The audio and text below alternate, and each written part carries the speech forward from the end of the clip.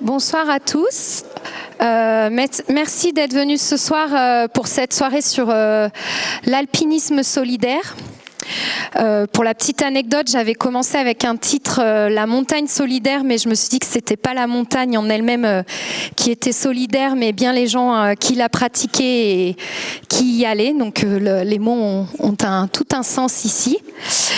C'est aussi cette conférence ce soir une demande du département Alpi. On a avec nous les Aspi 3, donc qui sont au 3e stage de leur formation, aspirants guides. Et du coup, j'ai trouvé cette demande très intéressante parce que un des écueils qu'on peut faire à la montagne, c'est que effectivement le constat est là, on se ressemble tous beaucoup.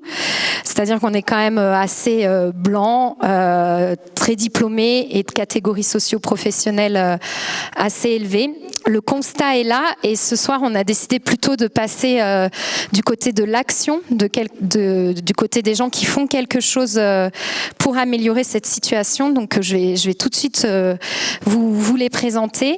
Donc tout à gauche on a Aldo Berardi qui est animateur jeunesse, qui a été animateur jeunesse et responsable du secteur jeune de la MJC des Allobroges à Grenoble pendant seulement 43 années.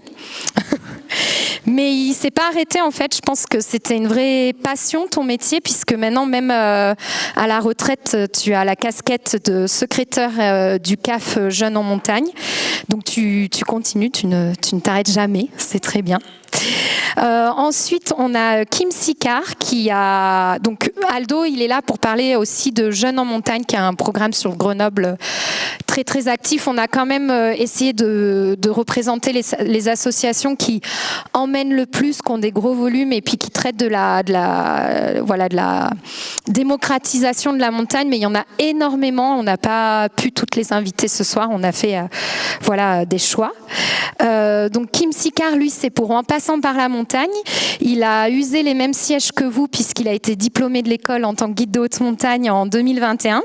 Il s'était investi avant d'être guide en tant que chargé de mission dans l'association En passant par la montagne. Et c'est un éclairage intéressant parce que Kim, il a une formation de philosophe, il a été prof de philo. Et je pense que pour aborder ces sujets-là, c'est aussi intéressant d'avoir une deuxième lecture que celle purement organisationnelle. Donc je le remercie vraiment d'être là ce soir. Et on a un duo pour 82 4000, donc Aurélien Vessière et Hugues Chardonnay. Donc Aurélien, pareil, il était guide de haute montagne, diplômé en quelle année, Aurélien ? 2020, voilà, vous suivez, vous auriez pu être dans la même promo, Aurélien et Kim. Hugues un peu avant, diplômé, on dit l'année ? En 2009 ? Ah, ça va. Mais il a fait des études à côté, c'est pour ça il est aussi médecin du sport. Et c'est lui qui a fondé avec d'autres amis guides l'association 82 4000 solidaire. Aussi écrit un livre, Les sommets sont à tous, partager la montagne avec les plus pauvres, qui sera là et que vous pourrez vous faire dédicacer si l'envie vous donne, si vous avez l'envie d'aller plus loin. Et Aurélien, lui, il est délégué Haute-Savoie, il organise des stages, recherche des financements, et on voit souvent passer des petits mots, cherche de guide, et d'ailleurs c'est souvent les copains de promo qui sont sollicités. Donc je les remercie, on peut les applaudir, parce qu'ils viennent là sur leur temps libre. Et je vais tout de suite donner la parole. On va peut-être commencer avec toi, Aldo, sur si tu peux nous parler un peu du programme Jeunes en Montagne à Grenoble, parce que toi aussi, tu as été là dès le début. Bonsoir à tous. Le dispositif Jeunes en Montagne, il a été créé en 2003. Suite à un colloque international sur le thème de l'environnement et les enjeux climatiques. Et le maire de Grenoble à l'époque, Michel Destot, et son guide Jean-Louis Mercadier, sont rentrés à Grenoble en se disant qu'est-ce qu'on peut faire pour permettre aux jeunes d'être sensibles à ces thématiques-là. Et on le voit aujourd'hui. Donc du coup, l'idée qu'ils qui leur a été inspiré, c'est de créer ce dispositif Jeunes en montagne. Le dispositif Jeunes en montagne, il s'opère de la manière suivante, c'est-à-dire qu'on propose 5 activités de cohésion et physique aux jeunes. Donc on fait principalement de la raquette et de la construction d'igloo pour la première séance. On fait du ski de rando, on fait de la cascade de glace, on fait de la via ferrata ou de l'escalade, on fait une randonnée et on finit tout le temps le programme par une nuit ou 2 nuits en refuge.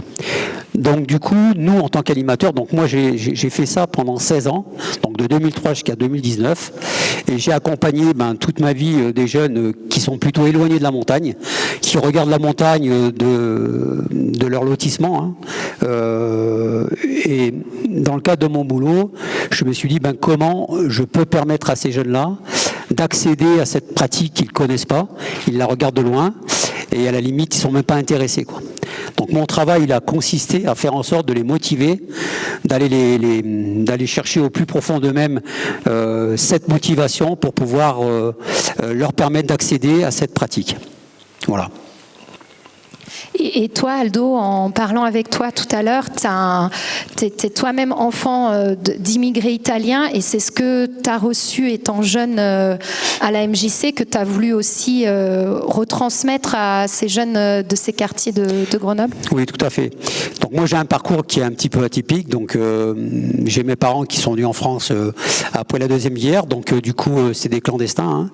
Et très rapidement, pour que je puisse être élevé en bonnes conditions, parce qu'on était une famille très modeste, dès l'âge de 6 ans, je suis parti en colonie.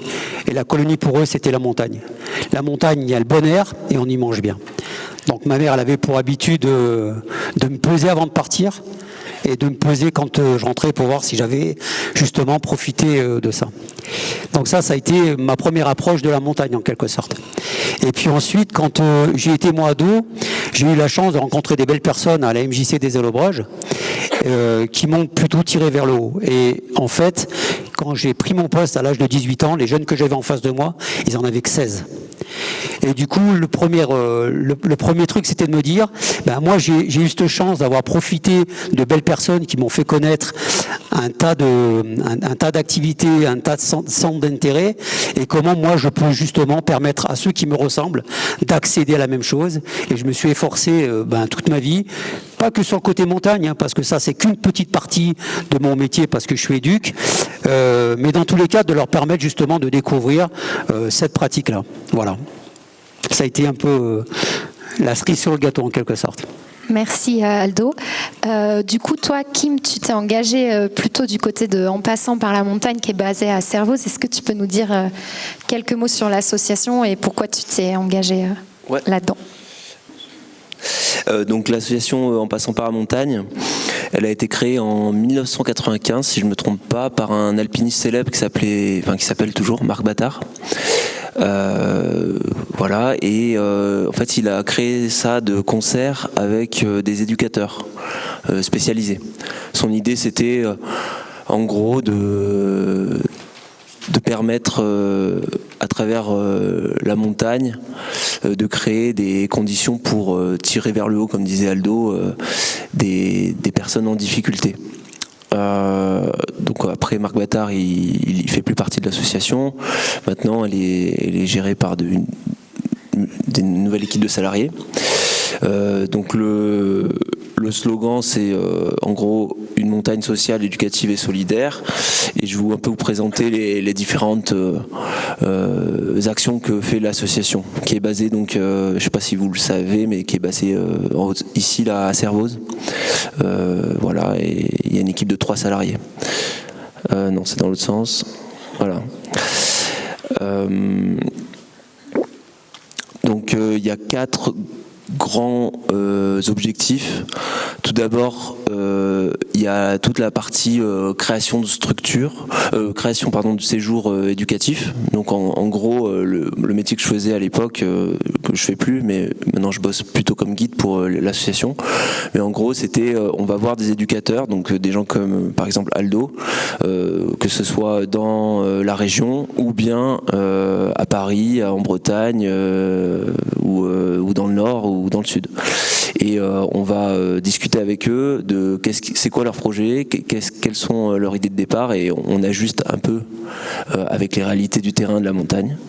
Et donc ça, c'était ce qu'on appelle tout le pôle en fait séjour éducatif, et ça peut être avec des gens qui viennent avec par exemple des services de prévention, donc avec des jeunes qui ont été un peu comme vous et moi, mais sauf qu'ils sont dans des quartiers qu'on dit prioritaires, ou des quartiers qui sont dans des conditions sociales difficiles.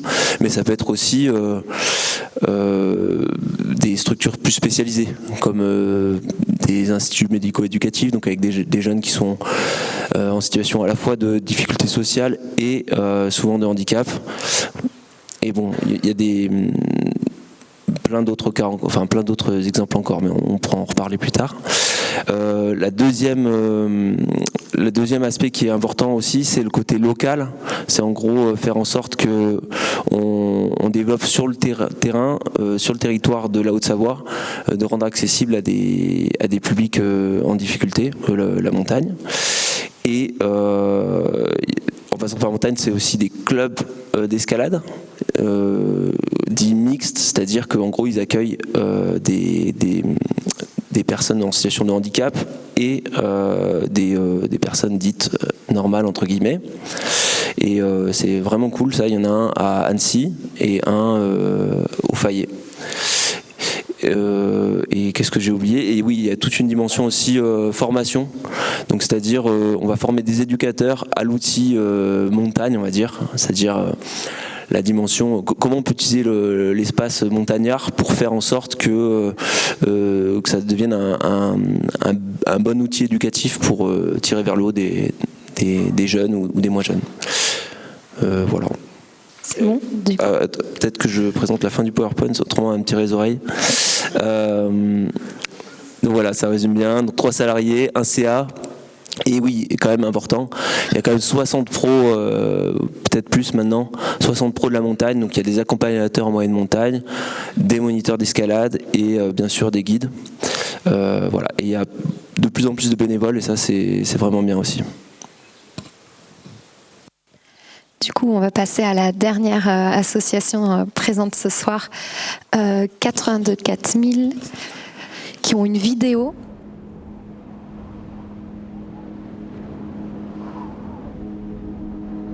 À 82 4000, on s'immerge dans la montagne avec des personnes qui la connaissent pas du tout. Donc on va passer 5 jours, 7 jours en montagne et on va faire un programme de découverte de la montagne et de la haute montagne avec des personnes qui ignoraient complètement que ce milieu existait peut-être 15 jours avant, des personnes qui n'ont jamais été en vacances. Celles qui, en quelque sorte, dans le schéma sociétal actuel, n'ont pas d'avenir.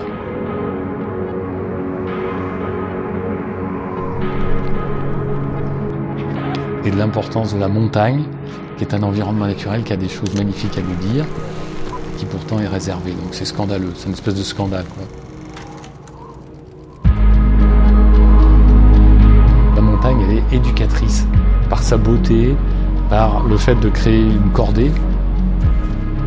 Dans la cordée, on est solidaire, on a confiance les uns dans les autres, on apprend à se faire confiance.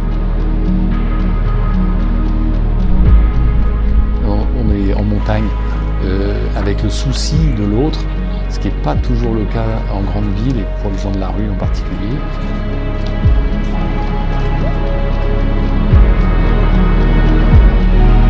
Et l'arrivée au sommet, mais c'est une joie immense, quoi. C'est incroyable. Il y a une espèce d'harmonie possible. La montagne nous offre ça.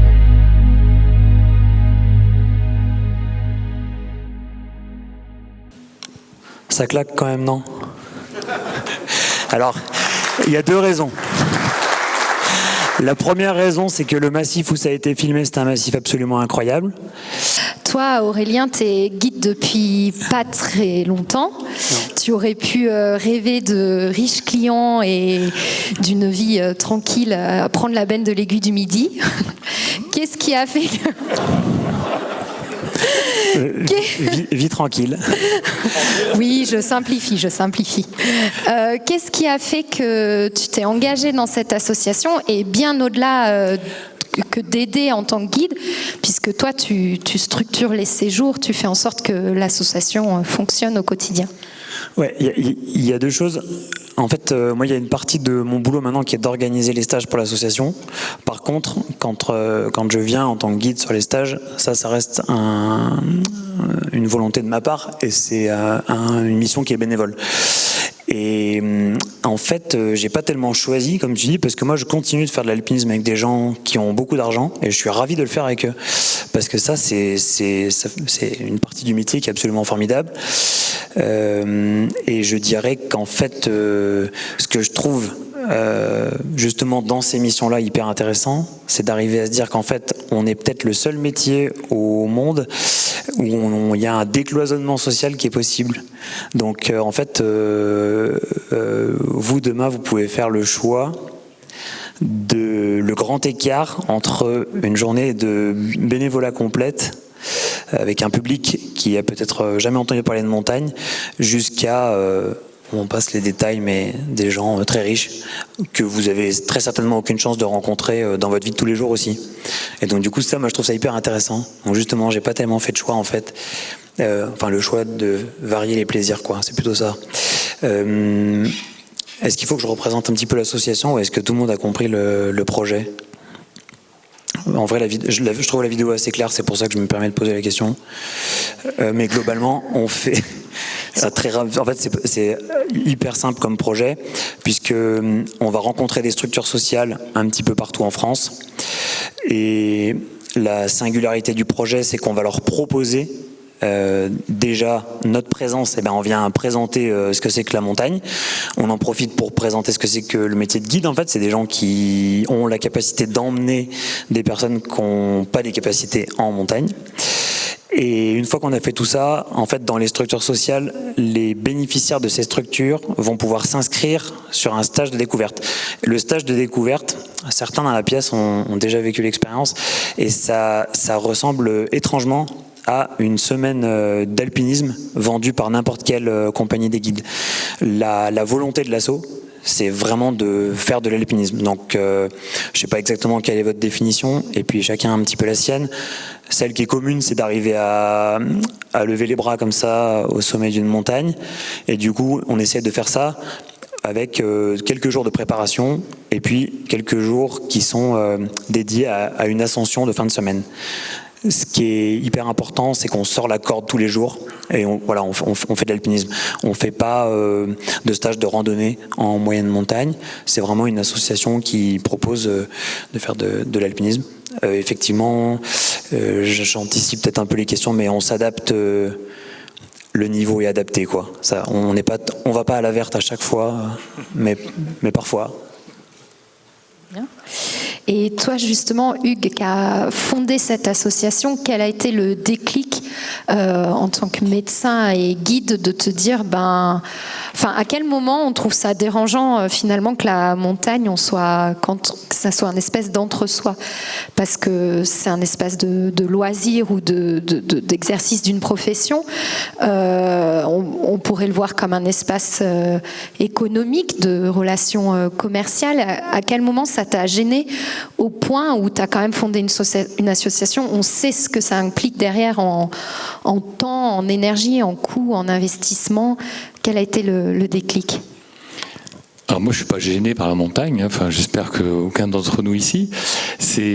Mais ce qui est assez singulier dans la montagne, c'est qu'on la pratique sans le savoir, et on profite d'un espace naturel qui est quelque part une partie visible de notre planète qui nous est commune à tous, et c'est elle qui nous invite, et elle nous invite gratuitement, et elle est toujours ouverte, et malgré ce que on pense dans le grand public et partout, la montagne elle comment dirais-je, elle est invitante, accueillante pour tout le monde, sans distinction.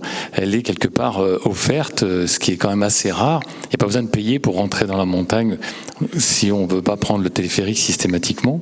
Et donc, et quand j'ai débuté le métier de guide, alors que j'avais une activité sociale par ailleurs avec des publics en situation de très grande pauvreté, ça m'a impacté de remarquer que cet environnement naturel que j'avais eu la chance de découvrir, parce que moi, gamin des banlieues, j'ai été invité par les publics, comme Aurélien disait tout à l'heure, des gens très riches qui ont des beaux chalets ici dans la vallée. Et j'ai eu cette chance-là.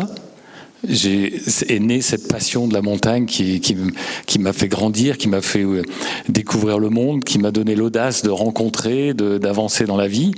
Et en débutant le métier de guide, ça m'a semblé comme quelque chose de symptomatique de la réalité du monde dans lequel on vit, où globalement, ce qu'il y a de meilleur, eh bien, globalement, est partagé par ceux qui sont déjà bien servis, et ce qui était mon cas.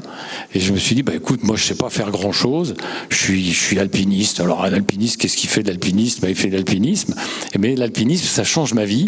Eh bien, on s'est retrouvés avec des gens comme vous, et on en a discuté, on s'est dit, qu'est-ce qu'on sait faire de la montagne ? Eh bien, on va faire de la montagne, mais on va faire de la montagne avec des personnes, qui, pour lesquelles il n'y a même plus d'espoir, et à qui on ne propose plus rien. Des gens qui connaissent la rue, des gens qui sont en très grande difficulté économique, qui connaissent souvent la pauvreté depuis plusieurs générations, et à qui on ne propose plus grand-chose, alors que ces personnes-là sont des gens souvent absolument incroyables, parce que quand on découvre comment ils ont la démerde au quotidien pour survivre, c'est hallucinant dans le détail. Et donc ils ont énormément de choses à nous apprendre, et nous on a simplement à leur faire découvrir que la montagne, elle leur appartient aussi. Et on a commencé comme ça très, très petitement, quelques alpinistes, et aujourd'hui l'association, elle se développe dans toutes les Alpes, dans les Pyrénées, dans les grandes villes, grâce au dynamisme d'Aurélien, et elle nous a permis de faire de la montagne avec plus de 1300 personnes en situation de grande précarité. Et voilà, donc si vous voulez en savoir plus, vous lirez le livre qui vient de sortir, qui raconte comment cette aventure persiste encore aujourd'hui et donne beaucoup à la fois de bonheur et d'espérance pour une planète et une société qui est respectée et respectable de toute personne, pour que chacun y trouve sa place. Alors, je rebondis sur un mot que tu as énoncé, la montagne, elle est gratuite. On sait que, premièrement, on peut penser que non, la montagne, ça a un coût. C'est une activité quand même où il faut s'équiper, qui est compliquée. Et je voulais savoir avec Aldo, comment toi qui travailles dans ces quartiers où j'imagine que la préoccupation de certaines familles, c'est déjà se nourrir, se loger. Il y a des priorités. On va dire que la montagne, ça peut paraître un peu futile. Est-ce que c'est difficile pour toi de convaincre ces familles que leurs enfants rejoignent le programme ? Comment ça se passe concrètement ? Alors, sur le plan financier, on n'a pas rencontré de difficultés, parce que c'était une volonté politique du maire Michel Destoy à l'époque, et donc effectivement le nerf de la guerre, il était présent. Autrement dit, à chaque fois qu'on sort un groupe d'ados ou un groupe d'enfants, il est équipé de la tête aux pieds. La seule partie financière qu'il peut y avoir, c'est sur le coût du transport. Mais ça, c'est complètement absorbable, par les familles. Mais en dehors de ça, je veux dire, la prise en charge, elle est totale. Les guides sont pris en charge, les hébergements sont pris en charge. Je veux dire, on est tranquille de ce point de vue-là. Mais derrière, il y a une volonté politique. Ça se fait peut-être pas partout. Peut-être qu'on est... Alors, je sais pas, je vais peut-être m'avancer un petit peu. Peut-être qu'on est les seuls dans ce cadre-là où le chèque, c'est un chèque de 25 000, 30 000 balles, quand même, chaque année, sur la table. Donc, pour faire avancer le dispositif, c'est pas partout qu'on voit ça, Bon, voilà. Et est-ce que la montagne est perçue comme dangereuse à un public qui n'est pas du tout encore informé, on va dire ? Est-ce que c'est difficile, c'est une question ouverte du coup sur ce point-là de convaincre, ou alors les gens trouvent ça plutôt excitant, c'est l'aventure. Quelle est l'image que se font ce public qui n'a jamais été confronté à la montagne ? Comme tu disais, Aurélien, des fois ils ne savent même pas ce que c'est. Donc, je sais pas. Moi, je peux prendre la parole après s'il faut. On va partager le micro. Oui, je pense qu'il y a une dimension de... Vous savez, dans le temps, les anciens, ils pensaient que la montagne, c'était un lieu obscur, peuplé de monstres et de démons. Et moi, je pense que cet imaginaire-là, il est encore présent chez certains, que ces imaginaires-là, ils sont encore présents inconsciemment chez certains, c'est ce que j'ai pu constater à certains moments, dans certains projets. Et oui, donc je pense ça, ouais. Ouais, moi je dis oui, carrément. En tout cas, dans les rencontres qu'on peut faire donc d'un public qui est très très éloigné, à la fois de la pratique, de tout, de l'imaginaire. En fait, ils n'ont même pas d'informations sur rien qui concerne la haute montagne.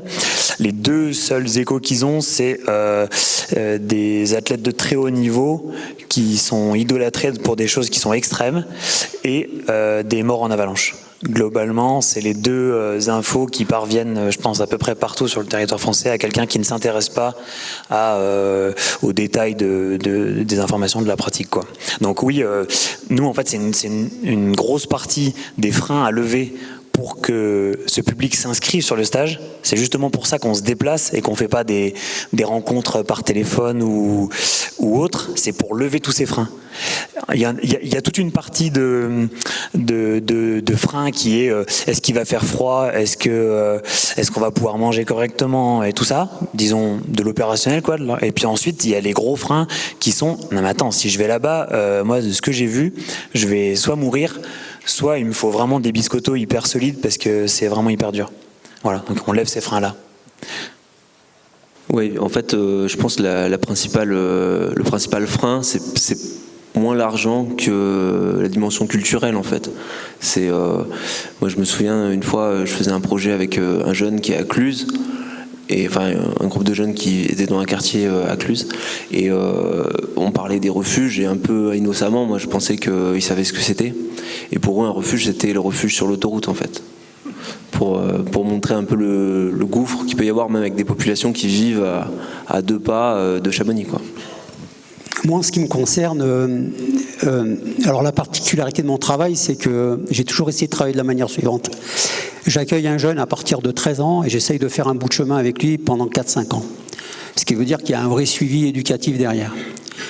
Alors l'intérêt de ça, c'est quoi? C'est que à partir du moment où la première année, il a fallu aller dans les familles, rassurer, expliquer ce qu'était le projet, ce que ça allait apporter à leurs enfants en termes sur le plan éducatif, sur le plan de la confiance en soi, le dépassement de soi, etc., etc. L'intérêt de mon travail, c'est qu'une fois que la première année, elle a réussi, ça fait boule de neige derrière. C'est-à-dire qu'on peut dire, tu peux partir avec la MJC des Allobroges, c'est quelque chose de bien, c'est rassurant, le cadre est rassurant et les jeunes sont rassurés. Donc du coup, ça a été pour moi plus facile de travailler, même si, en fonction des saisons, il a fallu quand même monter au créneau, voir des familles qui, elles, avec de la crédibilité, de la confiance, n'étaient pas du tout, informées de ce que c'était que la moyenne et haute montagne. Et là, il fallait monter au chrono. Autrement dit, aller dans les familles et essayer de convaincre. Mais du coup, pour revenir un petit peu, j'insiste un peu là-dessus, le fait de suivre des jeunes sur 4-5 ans, moi, ça m'a facilité le boulot, en clair, sur ce dispositif-là. Et justement, peut-être, Aldo ou Hugues, où vous avez cette expérience sur le long terme, une fois que ces jeunes-là ou ce public dans la précarité font ces stages avec vous, est-ce qu'ils arrivent à repartir en montagne par eux-mêmes ou via d'autres groupes, que ce soit le CAF ou alors vous les perdez un peu de vue et ils reprennent leur vie normale avec cette expérience superbe, mais sans y repartir eux-mêmes, peut-être Hugues ou Aldo.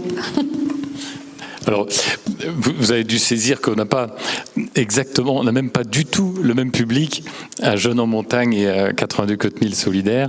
Nous, on s'adresse à des personnes qui sont en situation de grande précarité économique, des gens qui sont dans la rue souvent et qui donc ont perdu complètement les clés du fonctionnement social. Et lorsque ils viennent faire un séjour de découverte de la montagne, déjà, c'est des gens qui pensaient même pas qu'on allait leur proposer de venir en vacances, encore moins à la montagne, bien sûr. Et c'est toujours un éblouissement incroyable. Et de vivre ça en tant que guide ou en tant que tous les bénévoles de la SOS, c'est vraiment une façon de faire de la montagne qui est étonnante, qui nous rafraîchit notre façon de faire, notre découverte chaque jour. Et pour eux-mêmes, ils sont tous, je veux dire, ils reviennent éblouis de ce qu'ils ont vécu. Néanmoins, ils ne sont pas tous des passionnés au retour, ça c'est sûr. Donc ce qui se passe avec les personnes qui sont passionnées, peut-être qu'Aurélien pourra en parler parce que c'est lui qui s'occupe de ce dispositif, il y a des gens qui ont envie de devenir alpinistes, et puis qui ont envie de devenir puissance, force d'invitation pour les personnes de leur milieu, de leur environnement. Et c'est pour ça qu'à 82 4000, donc on les appelle des ambassadrices et des ambassadeurs, parce qu'ils deviennent porteurs d'un message pour dire la montagne, elle se propose aussi aux gens de la rue, aux gens très pauvres, alors que c'était pas imaginable pour eux. Et ça a été une telle découverte qu'ils veulent faire cette promotion.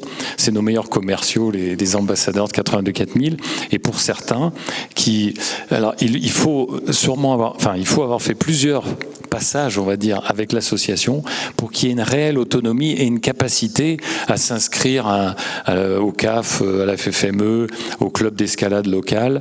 Et pour ça, d'ailleurs, il existe dans toutes les grandes villes maintenant pratiquement des structures sociales qui facilitent l'accès à tous les dispositifs de découverte des sports, et en particulier les salles d'escalade, puisque maintenant ça se multiplie, en particulier à Paris, à Lyon, à Marseille, des associations qui aident les gens qui sont en difficulté à trouver les clés pour aller dans les clubs, pour se former.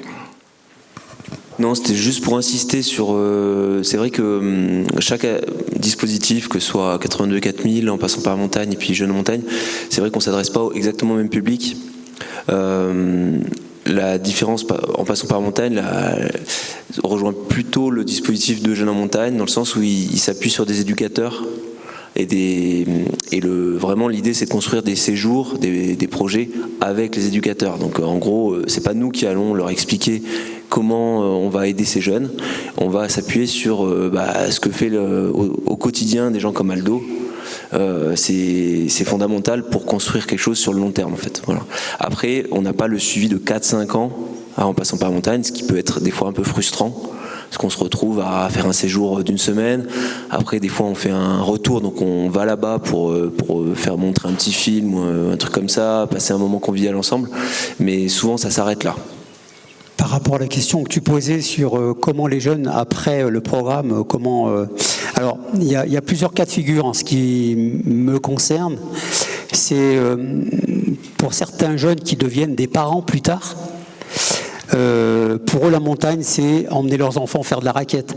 C'est aller se promener à la campagne. C'est peut-être pas des activités comme eux ils ont pu les vivre quand ils étaient plus jeunes, comme aller faire de la cascade de glace ou aller faire un 4000 ou dormir en refuge. C'est peut-être pas forcément comme ça.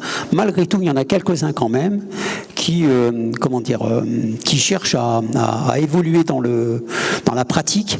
Et là, nous, Jeunes en montagne, avec l'association CAF Grenoble, on essaie de trouver des passerelles avec des clubs grenoblois pour voir comment on peut faciliter ce passage de jeunes adultes vers ces clubs, et avec une négociation, je le mets entre guillemets, sur la tarification, parce que là c'est un vrai frein pour ces jeunes adultes qui, pour certains, bossent, mais c'est des salariés pauvres en quelque sorte. Mais dans tous les cas, moi je connais, il n'est pas là ce soir, je parle de Rachid parce que tu as essayé de le contacter. Rachid, après Jeunes en montagne, il a fait 2-3 trails au Népal par exemple. Il y a un autre gamin qui s'appelle Lucas, quand il était sur l'aiguille d'Adibona, lui qui avait peur du vide, il a surpassé le vide avec son papa, et puis comment ça s'appelle, aujourd'hui il passe son diplôme de guide, mais en Amérique du Sud. Donc il y a des avancées comme ça, elles sont pas énormes, mais elles existent quand même et elles ont leur importance. Voilà. J'avais une question un peu plus philosophique, alors à voir comment ça vous parle. Peut-être Kim, qui est prof de philo, je ne sais pas si vous avez aimé vos profs de philo en terminale ou pas. Je pense que tu étais un bon prof, Kim. Mais l'angoisse montait en vous. Mais qu'est-ce qu'il y a dans l'alpinisme qu'il n'y a pas dans d'autres sports? Si je veux poser la question un peu de façon provoque, et il y a plein de sports qui apprennent plein de choses, mais finalement, pourquoi plus l'alpinisme que le golf, le tennis? Alors, c'est paré de plein de belles valeurs, mais pourquoi l'alpinisme finalement? Bon, il y a plein de façons de répondre à ça. Moi, je vois deux dimensions. Une première, c'est déjà c'est un espace particulier. Il y a une expression que j'aime bien, qui est d'un guide malheureusement disparu, mais qui s'appelait Paul Keller, et qui parle de la montagne comme d'un monde autre, une espèce de monde qui est différent, dans lequel quand on y va, en fait, on s'en trouve transformé, et on ne revient plus le même en vallée, en bas. Du fait de cette altérité, de ce fait que ça soit très différent, l'expérience qu'on vit est différente, les lois sont, on peut presque avoir l'impression que, même si c'est faux en réalité, mais que les lois de la montagne ne sont pas les lois de la société, par exemple.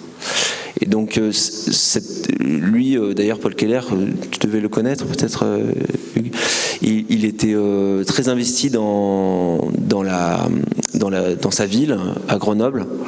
Il vivait dans un quartier défavorisé, à la Villeneuve. Et il était prof à l'ENSA, peut-être à un moment, je sais pas. Ouais. Enfin, bref. Et tout ça pour dire que j'aime bien cette expression de monde autre, qui fait que on en ressort transformé et peut-être à même de s'engager différemment en bas ensuite dans la vallée. Donc c'est une croyance qui peut paraître un peu illusoire, mais moi je trouve ça assez beau. Deuxième idée, c'est l'idée que dans l'alpinisme, on franchit des obstacles, on fait l'épreuve de quelque chose qui nous résiste, et en faisant cette épreuve de quelque chose qui nous résiste, et parfois en la surmontant, ça dépend si vous êtes fort ou pas, eh bien on arrive, on atteint, je trouve, un sentiment de joie qui est rarement atteint ailleurs. En tout cas, moi j'en ai fait l'expérience dans ma jeunesse, et ça m'a donné énormément de confiance en moi. Et c'est pour ça aussi que je trouve ça assez naturel pour moi d'essayer de redonner un peu ce que moi j'ai pu vivre de cette manière, à travers les associations dans lesquelles on vous présente aujourd'hui, quoi. Pour compléter ce que vient de dire Kim, dans mon expérience, j'ai envie de dire deux choses. La première des choses, c'est que quand tu dis qu'on en redescend changé, moi je l'ai vraiment vécu à titre personnel, puis les jeunes avec qui j'étais, on l'a vécu de la même manière quand on a fait l'ascension du Mont Blanc en 2015. On est redescendu, on n'était pas les mêmes, quoi. On s'est regardé, mais on n'avait pas plus besoin de se parler, quoi. Et on n'avait pas besoin de se parler, puis on n'avait même pas besoin d'en parler, quoi. Et moi je sais qu'aujourd'hui, quand je traverse dans mon environnement proche ou d'une manière plus générale, j'en parle pas parce que j'ai pas besoin d'en parler. J'ai pas besoin de le mettre en avant parce qu'il n'y a pas de nécessité. Ça, c'est le premier truc. Et le deuxième truc, c'est que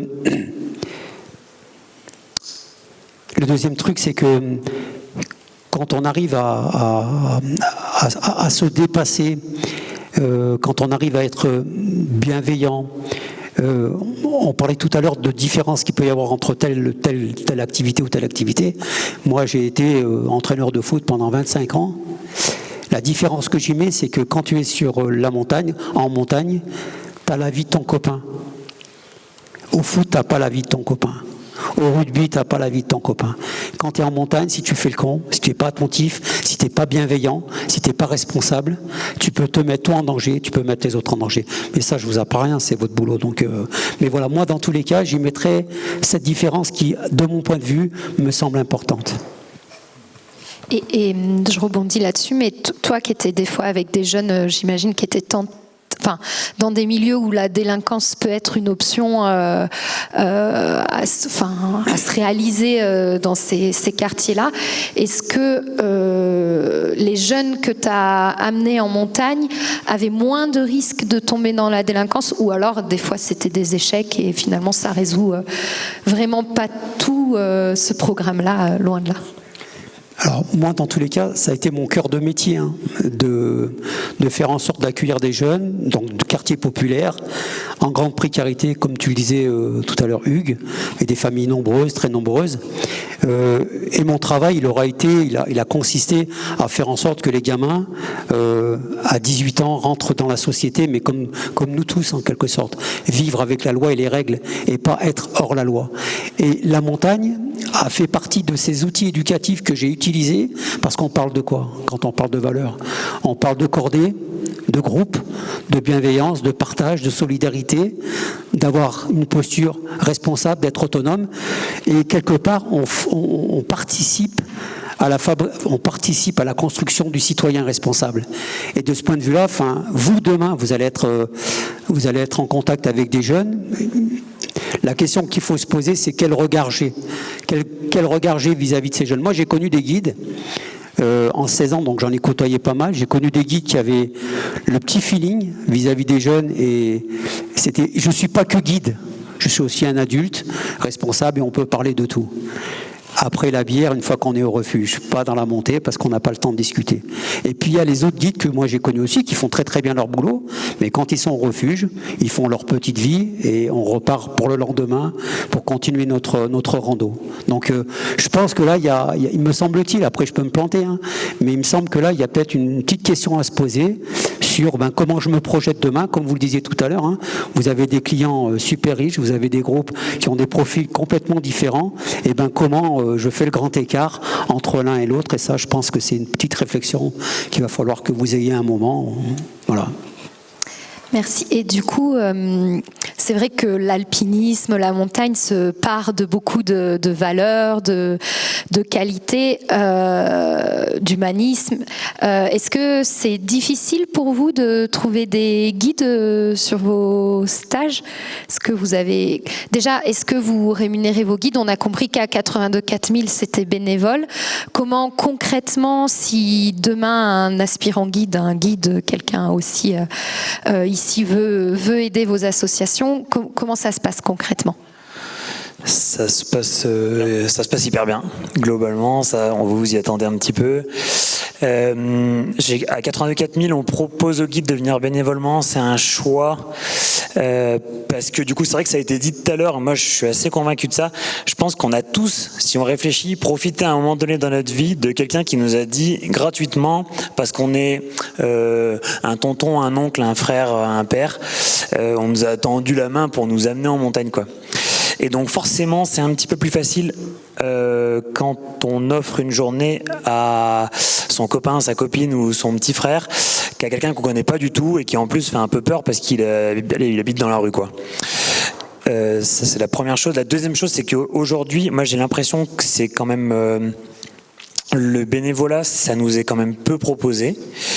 Dans une tranche d'âge autre, je pense plutôt aux retraités, tout ça. Ouais, c'est un public qui est hyper alerte de toutes ces missions-là, bénévoles. Nous, dans nos tranches d'âge, c'est quand même assez rare finalement aujourd'hui.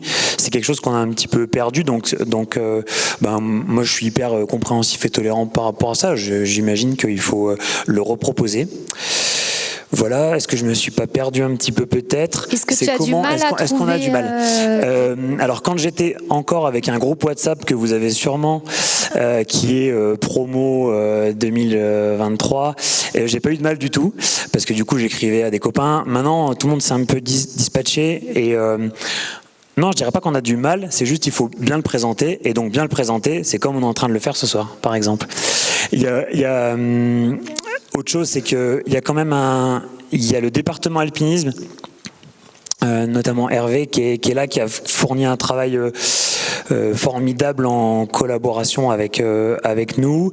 Et du coup, il y a plein de choses qui vont bouger. Et je pense que c'est très intéressant dans la formation que des journées de bénévolat vous soient proposées, ou au moins des journées envers un public qui est différent. Donc je crois qu'on va pouvoir signer des tutorats, enfin vous allez pouvoir venir dans le cadre de vos tutorats dans l'association 84 000 puisque c'est bénévole, donc dans tous les cas vos tutorats sont bénévoles, donc à la limite autant en faire un ou deux avec une asso qui vous parle. Ça c'est le premier point. Et je terminerai quand même. Alors oui, c'est sûr, c'est un tutorat où on va pas vous apprendre à faire de la corde courte sur l'arrêt de Kufner. Par contre, pour moi, il y a une part du métier qui est hyper intéressante et qui s'apprend un peu puissance 10 là. C'est voilà, quand vous allez offrir une journée de votre plein gré pour venir faire découvrir la montagne à quelqu'un, ça change quand même un petit peu la démarche. Et du coup, quand vous arrivez, il faut faire preuve d'une empathie d'acier, d'un altruisme de fer. Et donc, faut arriver chaud, quoi. Faut arriver hyper motivé pour faire découvrir correctement la montagne à un public qui le connaît pas du tout. Donc, si vous validez cette journée de tutorat-là, vous allez être des super guides. Parce qu'après, les gens, quand ils vont vous payer une journée guide, vous mettrez bien le tarif que vous aurez envie de mettre. Et vous allez être excellent en fait, parce que du coup vous allez pouvoir vous dire putain mais lui est-ce qu'il est capable de marcher, est-ce qu'il est capable de faire ci, de faire ça, est-ce que je lui propose un plan qui est au bon niveau Ils sont convaincus là. Ouais, je rejoins Aurélien, c'est ce qu'on vit dans les séjours à 84 000 ou en passant par montagne, c'est vraiment on vit pas exactement la même chose que dans une journée guide classique. Il y a une formule un peu qui est on théâtralise le risque, on fait des choses qui vous paraissent peut-être ridicules. Par exemple, la semaine dernière, on était au signal Forbes. Au-dessus du Montant-Vert, on a mis les crampons, le piolet, la corde, et ça a été une aventure extraordinaire, quoi. On a fait un sommet, les gens pleuraient en haut, voilà. Donc pour vous donner un peu une idée de qu'est-ce qui se passe. Donc les qualités un peu qui sont exacerbées, ce sont l'empathie, la bienveillance, voilà. Après, pour parler du fonctionnement, en passant par la montagne, ils rémunèrent les guides. Ça a des raisons historiques, c'est qu'à la base, la volonté du fondateur, c'était de faire en sorte que ça dynamise aussi un territoire, c'est-à-dire que de faire vivre les gens qui travaillent sur le territoire et de leur permettre aussi d'avoir des journées de travail, voilà. Et le deuxième avantage, c'est que ça fidélise des guides qui deviennent, experts dans le social, on va dire. C'est-à-dire, ils connaissent très bien les publics qu'ils encadrent. Et ils ont la possibilité de s'engager aussi bénévolement par ailleurs. Chaque année, par exemple, pour ranger le matos, pour faire des formations, même pour certains projets, il y a des guides qui décident de bosser bénévolement.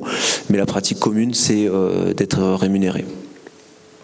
Et est-ce que vous avez des difficultés à du coup trouver des guides ou via ce biais-là, pas tant Globalement non, mais en période de haute saison comme maintenant, là c'est un peu chaud. Ouais. D'ailleurs, juste après la SPI 3, on me cherche des gens.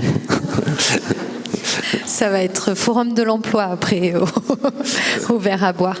La ville de Grenoble, et maintenant aussi tu es secrétaire du CAF, du coup, est-ce que tu travailles, toi, Aldo, plus avec peut-être des initiateurs CAF ou encore des guides? Comment ça s'articule du côté de Grenoble? Parce qu'on a des aspis qui sont aussi de ce côté-là, s'ils veulent rejoindre l'aventure Jeunes en montagne. En fait, le dispositif, il est complètement associé au bureau des guides de Grenoble. Donc du coup, on a un salarié qui coordonne l'ensemble des projets qui sont à la fois destinés aux associations, aux scolaires, parce qu'on travaille aussi avec des collégiens et des lycéens, et on travaille aussi avec des enfants, parce que 2 ans après la création du dispositif, en 2003, on s'est dit si on veut permettre la culture de la montagne, il faut que ça s'adresse aux plus jeunes. Donc on a un dispositif qui s'appelle Jeunes en montagne pour les ados, et on a un dispositif qui s'appelle Montagne pour tous, qui s'adresse celui-ci pour les primaires. Donc pour répondre à ta question aussi, je l'ai peut-être un petit peu répondu, on a un salarié qui coordonne l'ensemble des projets, qui met en évidence tout ce qui est les transports, tout ce qui est le matériel, comme je viens de dire, les guides, les accompagnateurs en moyenne montagne, et il y a une planification qui est faite comme ça. Alors ensuite, elle est validée, parce que bien sûr, le nerf de la guerre, c'est lui qui commande. Hein. Si on a plus de demandes que de subventions qui puissent permettre d'assurer la totalité du dispositif, le comité directeur valide. Si maintenant les demandes sont plus importantes que les subventions que nous avons, on fera un peu pas du tri, mais on prendra des décisions. On écourtera, au lieu de faire un dispositif complet qui consiste à faire, comme je disais tout à l'heure, 5 sorties plus un week-end, peut-être qu'on fera que 4 sorties et le week-end par exemple. On essaiera de trouver un juste milieu pour répondre au maximum de... Du coup, chez vous, les guides sont rémunérés? Tout à fait. D'accord. Bon, bah Aurélien, tu as du travail à convaincre. Je pense qu'ils sont carrément convaincus. Hein. Mais tu as des bons arguments, ça va. Non, mais c'est vrai que par contre, j'ai manqué de clarté sur la façon de faire. Donc, je me corrige. À la fin, vous notez vos adresses mail. Et là, je vous envoie les dates de stage. Et en fait, vous choisissez. Une fois que vous avez Enfin, pour ceux que ça intéresse, vous vous inscrivez, vous me filez vos adresses. Moi, je vous envoie les programmes de stage. Normalement, on a une visibilité à très long terme. Et donc, on peut... Voilà, ensuite, vous venez. Une demi-journée, une journée, même une demi-journée d'escalade. Non, c'est cool de venir plusieurs jours. Mais un jour, c'est parfait. Et vous me dites, bah, moi, je suis chaud le 14 juin. Et voilà. C'est comme ça que ça se passe. Et vous validez une journée. Je continue marchand de tapis, du coup, moi c'est mieux. Non, en fait c'est... On va faire après à main levée, quel est votre assaut préféré? Non, en fait, moi je trouve que c'est très différent et je rejoins Aurélien, c'est vachement bien aussi de faire la dimension de don, c'est tout à fait autre chose que... c'est une expérience qui est, je pense, cool à vivre aussi, et peut-être que tu m'as convaincu. En passant par la montagne, la démarche, c'est en fait, faut vous contacter les salariés et ils vous rencontrent. Et si ils ont le feeling avec vous, ce qui arrive la plupart du temps, eh bien, après vous intégrez l'équipe des guides en passant par la montagne et ils vous proposent des projets régulièrement. Bon, bah merci beaucoup. Attends, un dernier truc auquel je pense. Non, mais qui est un truc cool. C'est finalement, mis bout à bout, le nombre de journées guides offertes à l'association, ça fait devenir la profession des guides de haute montagne tout mis bout à bout. L'un des donateurs, en fait, a un rang carrément classe de gens qui ont donné de l'argent ou du temps, dans votre cas du temps, à l'association. Et ça, quand on le met sur un papier, ça a de la gueule, quoi. On se dit, moi en tout cas, aujourd'hui, je suis content d'être dans une profession qui arrive qui peut se dire ça, quoi. Voilà. Il y a plein de professions où ils n'ont pas la chance de pouvoir donner du temps et que ça soit valorisé comme ça. Donc nous, potentiellement, enfin vous, à la fin du mois, eh ben vous pourrez faire partie d'une super profession. Bravo.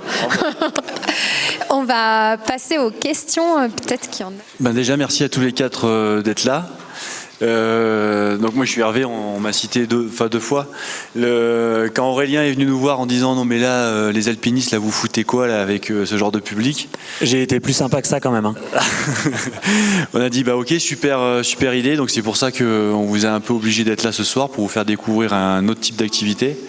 Je voulais simplement aussi dire qu'il y a quand même 2 cobayes en 2e semaine de l'ASPI 3 qui vont intégrer le groupe et qui vont suivre en fait la formation avec nous, qui viennent donc de 82-4000. Il y aura aussi une journée dans le tutorat qui va être intégrée là-dedans. C'est simplement pour pas qu'on oublie qu'un guide c'est aussi un éducateur sportif. Et donc dans éducateur sportif il y a éducateur, et que du coup c'est un potentiel de travail aussi qui est énorme et qui est complètement, on va dire, différent de ce qu'on peut faire au Kamchatka en hélicoptère, quoi. Donc en fait le potentiel de travail il est énorme quand on est guide, et donc c'est pour ça qu'on a un petit peu insisté pour vous présenter ce type d'association et de travail. Bonsoir à tous. Alors moi j'ai pratiqué la montagne, maintenant je suis un peu plus âgé. Moi, j'ai plusieurs questions, enfin, deux types de questions. Est-ce qu'il y a beaucoup d'associations comme vous sur toute la France? Comment vous êtes venu là? Est-ce que vous êtes affilié Jeunesse et Sport? Et comment vous vous occupez? Parce que moi, je suis élu dans ma commune. Et comment on peut vous aider par hébergement ou autre à vous aider? Ouais. Effectivement, ça fait pas mal de questions. Je crois que je les ai retenues. Là, je commence par la fin. Comment est-ce que vous pouvez nous aider? Effectivement, là, on s'est adressé pas mal à un public de guides de haute montagne. Et en fait, il y a plein d'autres types de bénévolat, en tout cas dans l'association 82 4000. Vous pouvez, on se met assez à l'aise avec la notion de cordée autonome. Donc à partir du moment où il y a un ou deux guides qui sont forcément les responsables sécurité et organisation de l'activité de la journée, un pratiquant qui a des connaissances et qui souhaite mettre la main à la pâte, il est le bienvenu parce que c'est vraiment un grand soutien pour le guide qui lui est quand même responsable de la journée. Donc ça c'est pour la partie comment est-ce que vous pouvez aider. Et oui, c'est vrai que ce soir, il y a un échantillon de 3 associations, mais en fait, c'est pas exhaustif ce soir. Il y a plein de, c'est ce qu'a dit Clément en préambule. Il y a d'autres associations, d'autres structures. Elles sont soit plus petites, soit elles ont pas pu être là ce soir. Mais c'est pas du tout exhaustif, quoi. On vient pas là en se disant on est les 3 et seuls et uniques à faire de l'alpinisme solidaire. C'est beaucoup plus gros que ça que tu me dis de dire. Non mais oui, il y a aussi il y a beaucoup d'associations et pas que dans, comme je le disais au début, quand on a échangé avec Hervé au début, d'ailleurs je lui ai dit mais association ok, mais du coup est-ce que par exemple il y a tout un public aussi malade, enfin tout ce qui est cancer, rémission, etc. où il y a aussi des associations qui œuvrent parce que la montagne c'est très bénéfique là-dessus. Il y a une association aussi pour les réfugiés, Yambi Asso. Il y a voilà le champ associatif et du bénévolat. Quand je me suis plongée un peu dans ce thème de la conférence, on sent quand même si on peut avoir cette lecture d'un alpiniste assez égoïste qui va pour son plaisir en montagne, je rejoins Aurélien, c'est que quand on s'y plonge un peu, il y a quand même, c'est pas que des valeurs d'esprit de cordée, etc. Le milieu associatif en montagne est quand même assez florissant, je trouve. Voilà. Est-ce qu'il y a d'autres questions? Oui. Oui, bonsoir. Du coup, ça donne un peu envie d'essaimer ce que vous faites dans nos CAF respectifs. Mais du coup, j'ai pas bien compris. Donc, vous étiez à Jeunes en montagne et maintenant vous êtes secrétaire du CAF de Grenoble. Enfin, comment on fait pratiquement pour peut-être lancer ce genre de dynamique dans nos clubs respectifs? Parce que j'entends que ça demande aussi beaucoup de professionnalisation. Enfin, il faut quand même des salariés, ça prend beaucoup de temps. Je suppose qu'il y a des questions d'assurance quand on emmène ce genre de public. Et après, moi, la question que je me poserai ensuite, c'est comment on peut développer l'appétence de nos initiateurs, de nos bénévoles à faire ce genre de sortie. Parce que c'est vrai que, par exemple, avec 82 4000, on parle de publics qui sont quand même... il y a quand même des difficultés qu'on ne peut pas mettre de côté. Il y a de la santé mentale, il y a des addictions. Enfin, je suppose que c'est aussi des choses au début, des appréhensions qu'on a, de se dire est-ce qu'on emmène des gens qui laissent pas leurs problèmes au pied de la montagne. Potentiellement, est-ce qu'il y a des difficultés à emmener des gens comme ça? Enfin, voilà, je suis juste, pardon, c'est un peu brouillon, mais ça donne envie en fait de développer ça chez nous. Et il y a pas mal de questions pratiques et aussi de freins à lever du côté des bénévoles. Et voilà, comment est-ce qu'on peut un peu faire pour... Alors, on va essayer de clarifier un peu les trucs, mais peut-être que je n'ai pas été clair tout à l'heure. Si vous préférez, Jeunes en montagne, c'est un dispositif qui est à l'initiative de la ville de Grenoble. En 2003, lorsque ça a été créé, moi j'étais salarié de la MJC des Allobreges. Donc j'avais à la charge des jeunes... composé de jeunes filles, de jeunes garçons, mixité sociale et culturelle. Moi, j'ai intégré le dispositif Jeunes en montagne. C'est plus tard, lorsque j'ai été à la retraite, que j'ai intégré l'association CAF Jeunes Grenoble, où là je suis devenu secrétaire. Donc en fait, avec mes collègues, le comité directeur, on gère un petit peu à ce que le dispositif fonctionne correctement. Donc je ne sais pas si j'ai pu répondre à votre question, ou en tous les cas en partie peut-être. Oui, mais du coup au CAF de Grenoble, section jeune, enfin le CAF jeune de Grenoble, c'est quoi en fait? C'est la section jeune du CAF de Grenoble? Non, c'est une entité de la ville de Grenoble. Ce n'est que l'organisme qui gère la totalité du dispositif. Elle a aucun, comment dire, elle a aucun impact sur les jeunes directement. C'est nous les associations qui intégrons ce CAF jeune, mais c'est nous qui avons la responsabilité des jeunes. Ce n'est pas le CAF jeune Grenoble. Elle a une instance juridique en quelque sorte, en termes de couverture, parce que tous les gamins prennent une licence à la FFCAM. Vous voyez ce que je veux dire? Mais dans tous les cas, les jeunes sont assurés par l'association dans laquelle ils évoluent aussi. Vous voyez? Pour répondre peut-être à ta question, si toi tu as envie de te motiver pour créer une section dans un club ou un club FFCAM à part entière qui par exemple fait de l'inclusion ou j'en sais rien, permet à des personnes en situation de handicap d'aller faire de l'escalade, comme par exemple si ça se passe en passant par la montagne à Annecy et ici, et ben tu peux soit te lancer toute seule, soit aussi juste aller voir des associations comme PPM ou d'autres pour juste avoir leur expertise. Parce que en passant par la montagne, ils ont créé un club FFCAM aussi pour pouvoir faire ces sorties. Donc ils ont un club de randonnée aussi, j'ai oublié de dire. Bref, en gros, ils ont une expertise là-dessus et tu peux très bien t'adosser à eux et puis essaimer, parce que en passant par la montagne, ça a aussi cette vocation d'essaimage. Donc voilà, ou juste leur demander conseil, tout simplement. Non, je voulais vous remercier. On peut les applaudir parce qu'ils sont là ce soir bénévolement aussi. Pour ceux que ça intéresse, il y a le livre Les sommets sont à tous de 82-4000 qui explique toute l'histoire avec pas mal de photos. Je l'ai lu et vraiment un livre très sympa.